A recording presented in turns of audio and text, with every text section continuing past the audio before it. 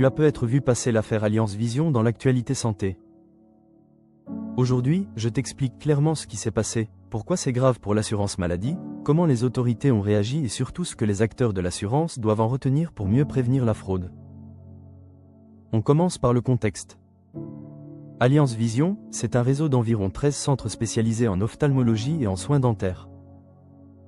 L'enquête a mis au jour un système de fraude d'une ampleur exceptionnelle. Facturation multiple d'un même acte, examen redondant le même jour par des praticiens différents, segmentation artificielle d'actes qui auraient dû être regroupés et soins prescrits sans justification médicale claire. Objectif assumé de ces méthodes, gonfler artificiellement les remboursements. Face à ces signaux, la Junalco, l'unité spécialisée du parquet de Paris, a ouvert une enquête. Pourquoi c'est un choc pour la sécurité sociale? Parce que le préjudice estimé dépasse les 21 millions d'euros. Au-delà du chiffre, ce type de fraude assèche des crédits destinés à la prévention, aux hôpitaux, aux campagnes de dépistage, et abîme la confiance des assurés comme des mutuelles. Chaque euro indûment remboursé, c'est potentiellement 1 euro de moins pour des soins utiles, et à terme une pression à la hausse sur les cotisations. Les mécanismes utilisés sont assez typiques des schémas sophistiqués.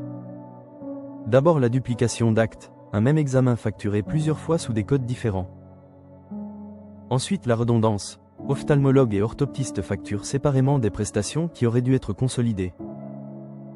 Puis la segmentation, découper un parcours de soins en plusieurs lignes pour maximiser la tarification. Enfin, des soins sans cohérence clinique, c'est-à-dire des actes prescrits alors que les dossiers ne montrent pas d'indication médicale solide. Dans tous les cas, la logique est de rendre chaque dossier individuellement plausible, mais de créer à l'échelle du réseau un volume d'anomalies statistiquement anormales. Comme les dirigeants présumés se sont installés à l'étranger, l'enquête a pris une dimension internationale. Les autorités françaises ont travaillé avec les autorités israéliennes, perquisition, audition, saisie documentaire et blocage d'avoirs. Résultat, des comptes ont été gelés en Israël, des espèces ont été saisies, et en France des biens immobiliers, des véhicules et des comptes bancaires ont été immobilisés.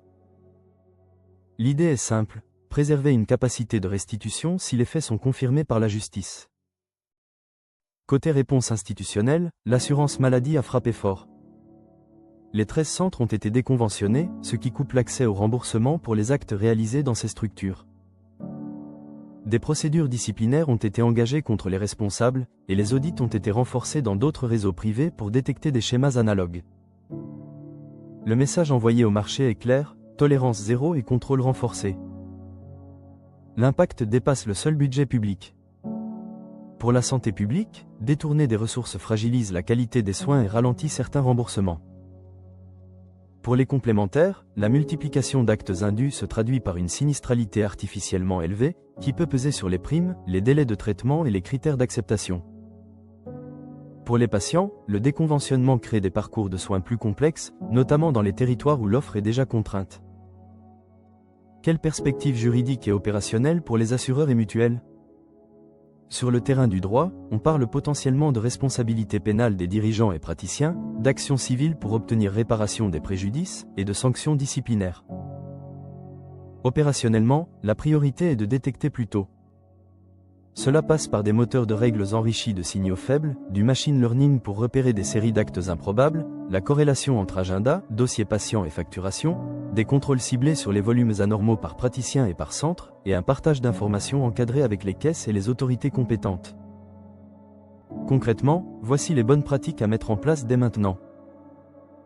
D'abord, un monitoring statistique des actes par praticien, spécialité et site, avec des seuils d'alerte dynamiques qui tiennent compte de la saisonnalité et du mix patient. Ensuite, une analyse de réseau pour identifier des grappes d'établissements qui partagent des modèles de facturation atypiques. Troisièmement, des revues cliniques aléatoires, sans prévenir, couplées à une grille standardisée d'éligibilité médicale des actes sensibles. Quatrièmement, un dispositif de second avis interne avant paiement pour les paniers d'actes à risque élevé. Enfin, la formation continue des équipes de gestion sur les nouveaux codes, les nouveaux schémas de fraude et les modalités de remontée d'alerte. Tu te demandes peut-être ce qu'il advient des sommes saisies. Tant que la justice n'a pas tranché, les fonds restent gelés. En cas de condamnation, ils peuvent être confisqués et servir à indemniser le préjudice de l'assurance maladie. Et pour les patients suivis dans ces centres ? Les soins ne sont plus remboursés dans les structures déconventionnées, donc il faut se réorienter vers des praticiens conventionnés pour garantir la prise en charge. Enfin, sur les règles, des évolutions sont possibles. Ce type d'affaires alimente souvent des réformes de contrôle, davantage de traçabilité et une digitalisation accrue des échanges entre acteurs. Retenons l'essentiel. Cette affaire révèle des vulnérabilités structurelles, la capacité de réseau à fragmenter, dupliquer et maquiller des actes pour contourner les contrôles, et la nécessité d'une coopération internationale rapide quand les flux et les dirigeants s'externalisent. La réponse efficace combine droit pénal, sanctions administratives, saisie patrimoniale et surtout prévention par la donnée. Plus tôt on détecte les déviations, plus on protège les budgets publics, la qualité des soins et l'équilibre des contrats complémentaires. Si tu travailles dans l'assurance ou la santé, tu as 2 chantiers prioritaires. Premier chantier, industrialiser la détection des anomalies avec des outils de scoring, des règles explicables et des revues cliniques ciblées. Deuxième chantier, formaliser les circuits d'escalade et de coopération avec l'assurance maladie et la justice pour agir vite dès que les seuils d'alerte sont franchis. En conclusion, l'affaire Alliance Vision n'est pas seulement un dossier judiciaire médiatique, c'est un stress test grandeur nature pour notre modèle solidaire. La solution passe par plus de transparence, plus de data, plus de coopération et une vigilance opérationnelle de tous les instants. Merci d'avoir suivi cette analyse. Dis-moi en commentaire quelles autres affaires ou quels sujets liés à la fraude en santé tu veux que l'on décrypte, et abonne-toi pour ne rien manquer des prochaines vidéos.